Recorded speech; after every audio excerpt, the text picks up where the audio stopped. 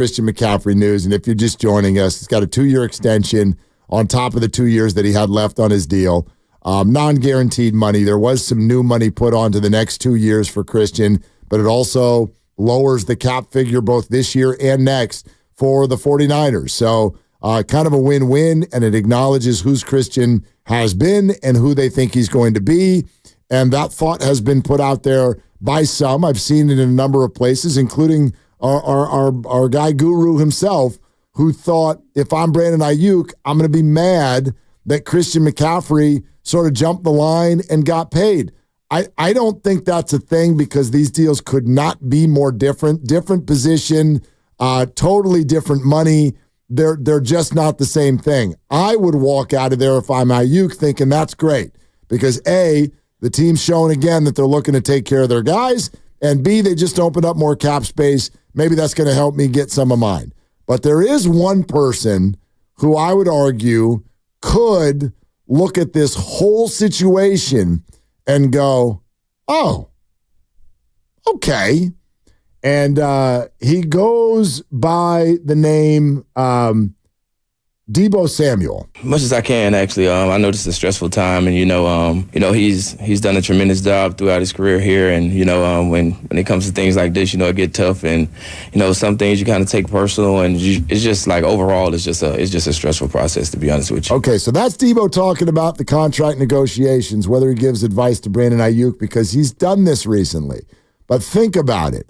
Now, we played some sound, and we will again earlier in the show, with regard to what Deebo said about trade rumors and about the future of his specific contract.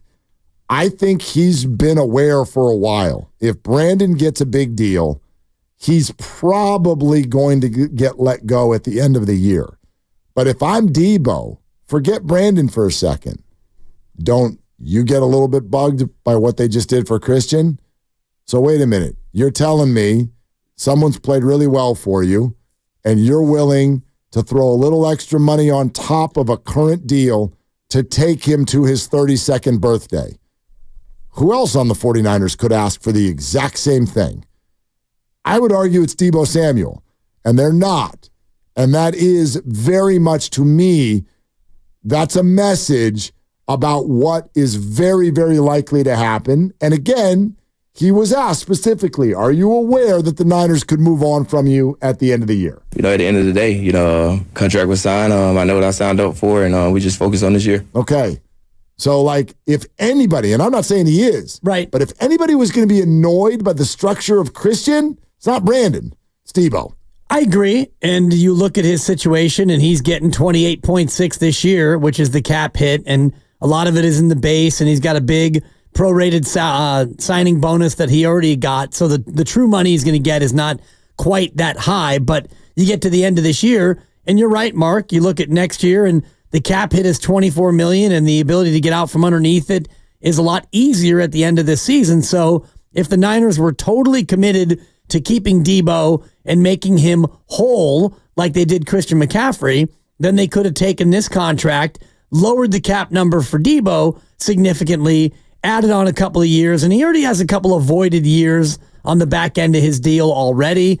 So the Niners would have to really stretch out his additional payments by a couple more years. David Lombardi is going to join us later in the hour, and he'll be able to speak to the actual procedure better than I can, certainly. But I do think that it's an indication of what they're looking at with, if you're going to have to move off of somebody, it feels more like, hey, Deebo, if you go out there and have a monster year, then we can look at maybe next year reworking what we have left on your contract. I tell you what, I don't have a lot of concerns about the Niners this year, but this is one of them. And it is that you're going into a season in your wide receiver room where there is so much possibility for feelings to get in the way. And I say that under the assumption that Brandon will have been paid. And so think about this now. Pearsall and it is up and coming. Juwan has gotten his. Kind of. But, he's happy with it, right? Yeah. You've got 2 rookie receivers that are coming in, Pearsall being a first-rounder, and then you've got Brandon. In theory, he's gotten paid. Now, I'm not saying anybody should feel sorry for Deebo Samuel, because he's already gotten paid. But if you want to continue to be a part of this thing, how are you feeling knowing there's a very high chance the Niners are going to let me go when this year's over?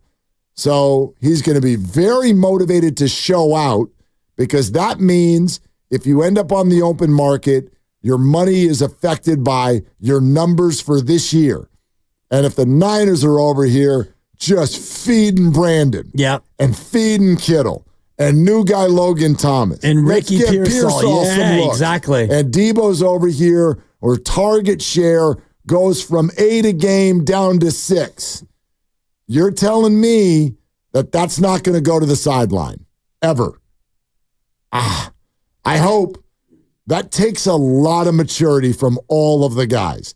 And that's one thing the Niners sideline has done very well through the years. Yeah. But you're asking a lot for the emotions of the game in those moments to not boil over. Especially when you're Kyle Shanahan and you're trying to communicate the same idea to everyone, which is we're a team and we're out here to try to win as a team. And you look at last year, targets for the Niners, 105, 90, 89, 83. That's your big four. McCaffrey or Ayuk, 105, Kittle, 90, Deebo, 89, McCaffrey, 83. So among the big four, it was almost split evenly. Ayuk had a few more, fine, 105. Kittle, Deebo, and McCaffrey, 90, 89, 83. That's about as good as you could ask for it in terms of distribution and chances. And if you're Deebo, and I'm kind of with you, it's like, okay, I see the writings on the wall. I don't want to get 75 targets this year and get 50 catches when I'm out there trying to get another job. Like, I want more. Right. I want more. And everybody always wants more, and they handle that. And I do think they've been good teammates. For sure. And Kyle's done a good job, I think, of keeping everyone on the same page, right? Absolutely. But what, and by the way, how many games did Deebo miss last year? He played 15, but you mentioned this before. There were 2 games that he ostensibly was just a decoy. Not a Deebo, he was a decoy. I mean, he was a decoy. There was one game where he was just out there, and then he also left a couple of them very early.